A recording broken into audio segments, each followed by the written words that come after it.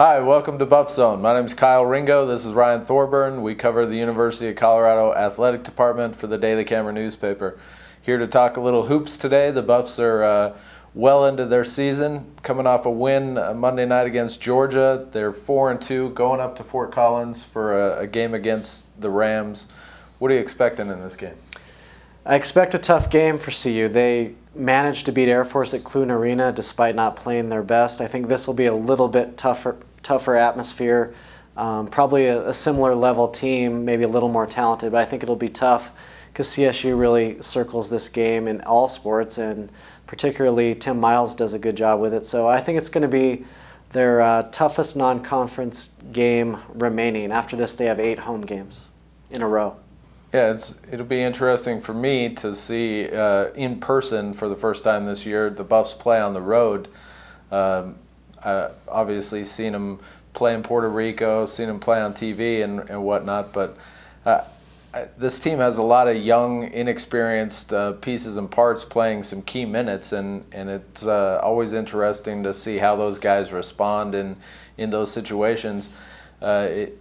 Maybe they didn't respond too well to it when they got in an atmosphere that was really hostile and loud at Clune Arena against Air Force. Spencer Dinwiddie, Askia Booker, Tad Boyle took those two guys aside specifically after that game and just talked to them and tried to build them up and let them know that he wanted them playing with more confidence, and they really responded to that. Against Georgia, Spencer played his best game as a Buff, wouldn't you say? And yeah, he led the team in scoring. Yeah, I'm really impressed with those two freshmen, and can't wait to see Damian Kane get out there as well. I think what we've learned so far, even when you look at Andre Roberson, they got him late when Tad Boyle was hired, is that Tad Boyle can recruit, and they have a lot of guys going in the rotation right now, and I think it's just a matter of finding out, you know, how do you slim that rotation down from 10 to maybe 7 or 8 in Pac-12 play? But that's what non-conference ball is about, and I think that's maybe some of the inconsistency is, you know, this is mostly a new team from last year. So, you know, I think it's exciting because this team has more room for improvement than last year's team did. Last year's team also had a couple November losses, but that was more of adjusting to a new style and a new attitude. And you know, I think this season could be exciting just because of all the growth potential. You know, let me ask you a question here. Coming into this season, we were all kind of wondering who the go-to guy would be in close games and who this team really would look to and rely on most in terms of what players that might be. And you know, I don't know that Andre Roberson is the guy to take the second shot or whatever, but he really, to me, seems to be the backbone of this team. He seems to be the Alec Burks of this team, for whatever, you know, if you want to call him that, or that's putting a lot on him. But he, like I said, he seems to be the backbone of this team. Would you agree with that? Yeah, I don't think Dre is going to take the last shot per se. I think maybe Carlin Brown and Booker have kind of established that. I think Nate's been more clutch this year. But I think definitely Andre can close out a game with a defensive stop or a rebound. I mean, he's very clutch in that way.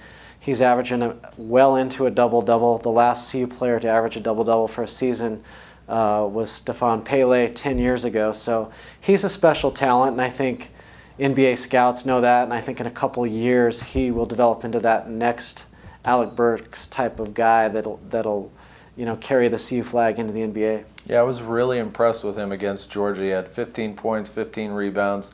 He was just kind of a force. Every time the Buffs needed an important play, a loose ball, especially rebounds, he was there to get it for them.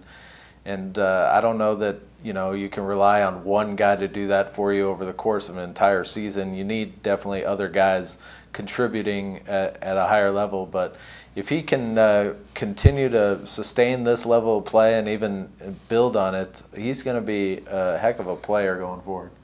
Yeah, and I think I'll be interested to see tonight in Fort Collins how he plays. He kind of disappeared for the first 30 minutes of the Air Force game. Tad Boyle had no explanation other than, I don't know where Andre's head was, but it wasn't at Clune Arena. I think tonight against the Rams, I think they don't have a player like him. I think he needs to just come out and dominate the game. Otherwise, CU could probably lose this game. You looking forward to having 8 home games throughout the month of December?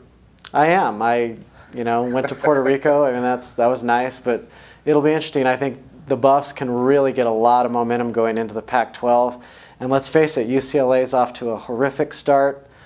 Cal's pretty decent. Arizona's had some losses. I think the middle of the pack here, so to speak, is just wide open. So why can't a team like CU rise up into that? Yeah, I was looking at the standings in the Pac-12 last night while watching the game, and obviously we're very early in the season here, and a lot of basketball left to be decided. But I felt a little bit better about picking the Buffs 7th in the preseason. Yeah, I think that's a solid bet. I would say 5th or 6th is very realistic at this point, and maybe even higher if some of these teams don't get their act together.